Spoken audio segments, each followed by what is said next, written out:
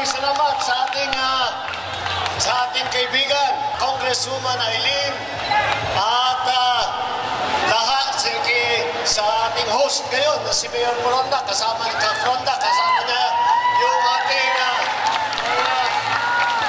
at nandito pala ang mga barangay officials at saka barangay health workers at mga volunteer.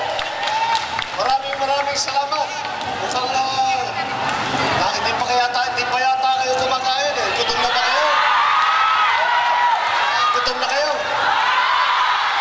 Lilipas din yan. Maraming salamat at kayo'y nakarating dito sa aming konting whistle stop. At nadaan lang sa inyo at hindi ko naman nakalain, nandito kayong lahat. Akala namin kakaway-kaway lang kami lang habang nagmamotorcade. Pero nandito pala kayong lahat, kaya maraming salamat. Napakaganda naman ang salubong na ibinigay niyo sa akin. Lagi po kayong nagwe-welcome sa amin dito sa Palayan. Lagi po mainit ang pagsalubong ninyo sa amin. Kaya ako po ay nagpapasalamat sa inyong lahat, sa inyong tuluyang suporta. Alam niyo po, ako ay kandidato bilang Vice Presidente at ang aking naririnig sa taong bayan ay ang mga iba't ibang problema na hinaharap ng bawat mamamayan. Lagi ko nga iniisip kung bakit hanggang ngayon ang mga naririnig nating hinaing, mga naririnig natin na pagkukulang na nararamdaman ng taong bayan ay parang pare-pareho pa rin po. Kako siguro ang nangyari dito sa nakaraang ilang taon kasi naramdaman ko, napuna ko na parang ang ating mga leader, imbis na ang sambayanan ay pinagkakaisa at pinagsasama-sama, ang sambayanan ay pinag-aaway-away, ang mga kapwa Pilipino ay pinaghihiwa-hiwalay at sinasabi, hinahati-hati sa iba't ibang grupo. At lahat ito ay ginagawa lamang para alang-alang sa politika, alang-alang sa mga personal na kanilang mga ambisyon, alang-alang para tulungan ang kanilang partido, ang kanilang grupo.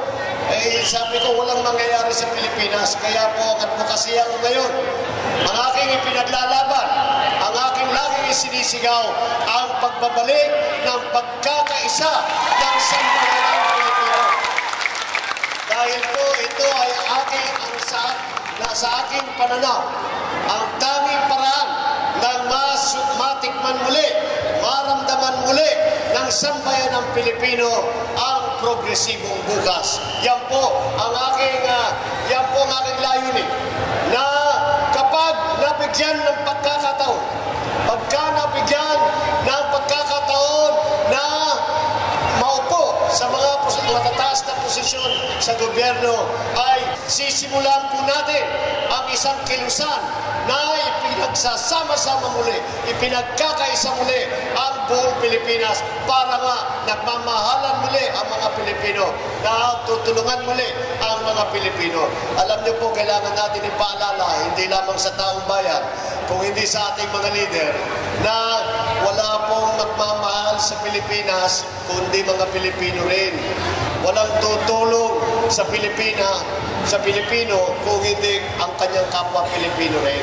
Kaya kailangan ay lahat ay magsama-sama. Tayo may Ilocano, meron naman Tagalog, meron naman Bisaya, may mga Bicolano, Waray. Kahit saan tayo nang galing, huwag natin kakalimutan na tayo ay Pilipino. Pilipino na isang bansa, na isang diwa, na isang gawa. Yan po ang dapat natin namunin at layunin. Yan po ang ating pinapangarap para sa ating bansa. At kapag pag nasimulan natin itong kilusan na pagbabago sa pagkakaisa muli ng lahat ng mamamayang Pilipino na nagtutulungan para sa isa't isa, na nagtutulungan para magkaroon ng pagbabago sa kabuhayan ng ating mga kapwa Pilipino. Kapag nakita po natin, maririnig po natin hindi lamang dito sa Pilipinas, kung hindi sa buong mundo, sa ating mga kaibigan na nanggagaling sa ibang bansa, maririnig po natin Ganyan ang mga Pilipino. Yan ang mga Pilipino. Sila'y nagkakaisa. Kaya naman, ang Pilipino ay taas noo kahit na kanino. Yan po ang ating layunin. Yan po ang ating pangarap.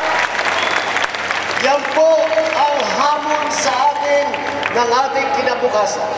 Yan ang hamon sa atin ng ating mga anak at ang kanilang mga magiging anak. Na sana kapag sila na ang nakaupo sa mga matataas na posisyon, kapag panahon na nila na pang-araw-araw na kabuhayan para suportahan ang kanilang pamilya at ipag-aral ang kanilang mga anak, ang iniwan nating Pilipinas sa kanila ay isang lipunan na sila'y kinukupkup at tinutulungan at nakakaisa ang sambayanan muli.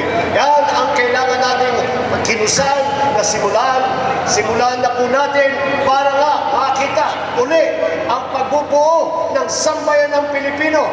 Yan po ang aking hangarin. Yan po ang aking pangarap. Sa tulong ninyo, sa suporta ninyo, makakamtan po natin itong ating mga pangarap.